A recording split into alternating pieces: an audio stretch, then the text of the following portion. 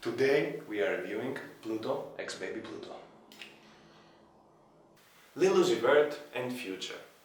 They had so far a pretty busy 2020, with Uzi dropping essentially two whole projects, Eternal Attack and Lil Uzi Vert vs. the World 2, and with Future releasing High of Life. Now, my opinions on those two artists are pretty similar, because while their styles can be pretty entertaining, they can also be boring and lifeless. I thought that those two albums, while they had some enjoyable tracks, they lacked originality and the repetitive qualities didn't help at all. But now they combined their powers and gave us this new collab, Pluto x Baby Pluto. And I was pretty optimistic about this one. I wanted the songs on it to be a product of what those two can do at their best. Did we get that on this? I guess to an extent. The record starts with Stripes Like Burberry. The melody on the chorus is simple yet catchy. The synthy beat gives me the feeling that I'm traveling in space, so it matches with the cover art, and that's a good thing. Now, the vocals are pretty good, but at points they are hilariously bad, like when Uzi mumbles his way through at the end of his verse, or when Future tries to harmonize at one point. He sounds like a robot. The other team can't even handle it, it goes up and down. So the album kicks off alright, I guess. Then it goes to Marnie on Me. The only admirable things about this is the weird, watery melody on the beat, and the I push a button scheme that they use on the second verse. But the performances, to be honest, are lackluster and boring. Also, the drums sound generic, so yeah, I wasn't feeling this one that much. It was a wasted potential. But for me, the first well-executed track is Sleeping on the Floor. It's a short, to-the-point banger. Both gave us great, energetic verses, and the hook is catchy as fuck.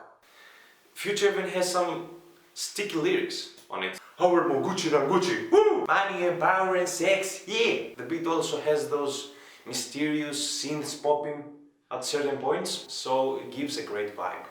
On the real Baby Pluto, Uzi comes through with some two-syllable rhyme scheme, so I appreciate the effort. And both are gliding pretty nice on the chill instrumental from Zaytoven. So all in all, it's a pretty enjoyable song. But before we continue, I want to share some lyrics from it. Pounds in the trap, yeah, we moving. You got the bad little bitch, and we using her. Trap on the low, but I bought your hoe. Diamonds on froze, I'm 30 below. Yeah, this typical misogynistic Future. Now, Drinking and Smoking might have one of the best beats and instrumentals of this whole project. I love the sad chords on that, they feel nostalgic. I lay on my bed and think of all the bad choices I made in my life while listening to Future saying he likes to get his toes licked. Jokes aside, Future laid a decent chorus here, and Uzi started his verse naming some possible 6ix9ine song names. But to be honest, I like this track mainly for the beat. Million Dollar Play has a sweet piano and flute melody, and I like the harsh sounds of the snares. They create a great contrast. Really amusing flows from both, and especially on Future's part. The Middle East epitome flow was catchy, and the hook, as simple as it is, I think it works. And I want to give props on the bars that Uzi lays. My girl from Chicago, she said she don't like rappers. I told her, give me a chance. That was clever. The song Plastic appeals to me mainly for the epic horns on the instrumental. I also giggle on Future's tiny voice saying plastic luck, plastic bitch. Moving forward through the tracklist, we have That's It, which is a more slow-paced track that Code and Enjoy Your Future and Padacadic Lil Uzi provide some fun and memorable flows and melodies, and a good chorus on a mellow instrumental. And also Future sounds so cute when he says that's it. Then after That's It, we have But a Bad Bitch. Now this is not a bad song, I would not say that. The beat has an atmosphere to it, for sure. And the But a Bad Bitch refrain can certainly become an earworm. but I don't feel like it's anything new at this point in the album. But after I thought the previous song was okay, I listened to the solo tracks and they are the point where my interest on the album commits suicide. First is Rockstar Change, which is as uninteresting and as boring a feature song can be. Nothing worthy of a mention here.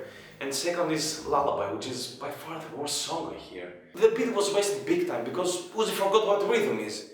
He can't even flow, it's like the first time he's trying to rap, ever. I understand that he's trying to say some deep stuff in his lyrics, but it didn't translate well.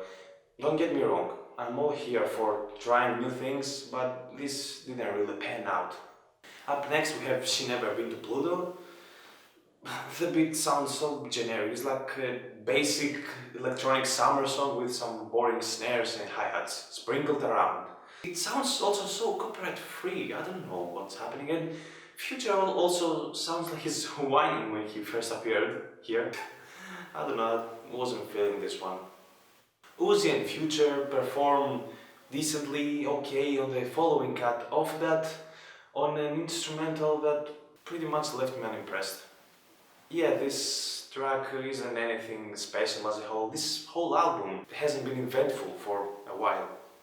I Don't Wanna Break Up might have one of the catchiest choruses on here, and the melody of the beat sounds interesting, but I don't know, the drum pattern sounds kind of played out by now. And also, Uzi forgets how to flow again at a certain point. Also, Uzi gives us this gem. Asian Beach goes Saki Saki. What? Why do we need to call me Hobson on this one? Now, Bankroll features some vocals that are trying to be endearing, but they end up sounding robotic, so I wasn't a fan of the singing. But the vibe of the song is happy, so I can give points for that. And finally we close things up with Moment of Clarity, which has a sample with some pretty delicate and relaxing strings. I really like that. And their flows aren't bad. They are somewhat steady and focused, but their delivery doesn't impress me that much at this point, the 16th track in the album. So yeah, I wouldn't consider it a bad ending at all. So what do I think about this project overall? I'd say if the tracklist was shortened by a couple of tracks, it would be better. And if some ideas were refined to make more great sounding songs as a whole, it would also benefit the album. Here you can find some good performances, but also some boring and some bad ones occasionally. The beats are the best thing this album has to offer, along with some catchy hooks and flows. This record was far from terrible, but simultaneously far from excellent. My score is 6 out of 10.